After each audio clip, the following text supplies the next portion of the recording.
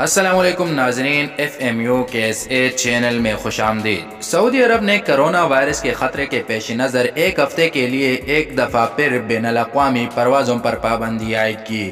خدشہ ظاہر کیا جا رہا تھا کہ شاید مملکت دوبارہ لاک ڈاؤن کی طرف جائیں یا پھر پروازوں کی معطلی لمبے عرصے کے لیے ہوں۔ تاہم گزشتہ روز سعودی وزارت صحت کے وفد کی جانب سے ایک پریس کانفرنس میں ان سبھی باتوں کا قلع قمع ہو گیا۔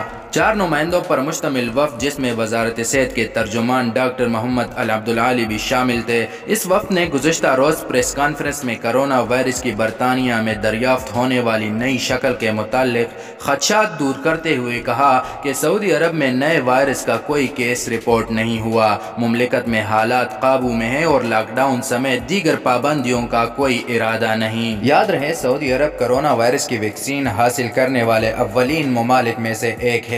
وزارت صحت کے بیان کے مطابق نیا وائرس پہلے سے موجود وائرس سے زیادہ مختلف نہیں۔ نئے وائرس کے لیے سعودی عرب کے پاس موجودہ ویکسین یکساں مؤثر ہے۔ سعودی عرب میں کرونا ویکسین کے مہم کا آغاز ہو چکا ہے اور وزارت صحت کے مطابق صحتی اپلیکیشن کے ذریعے اب تک لاکھوں افراد نے کرونا ویکسین حاصل کرنے کے لیے رجسٹریشن کر رکھی ہے۔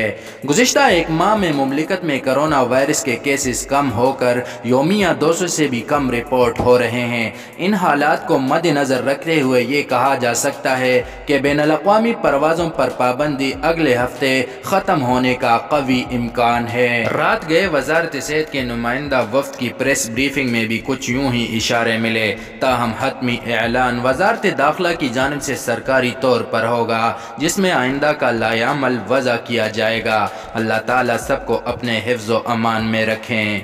یہ تھی اب تک کی اپڈیٹ۔ سعودی عرب سے مصدقہ خبروں اور درست معلومات حاصل کرنے کے لیے اس چینل کو سبسکرائب کر کے بیل آئیکن کو دبائیں۔ اللہ حافظ و ناصر۔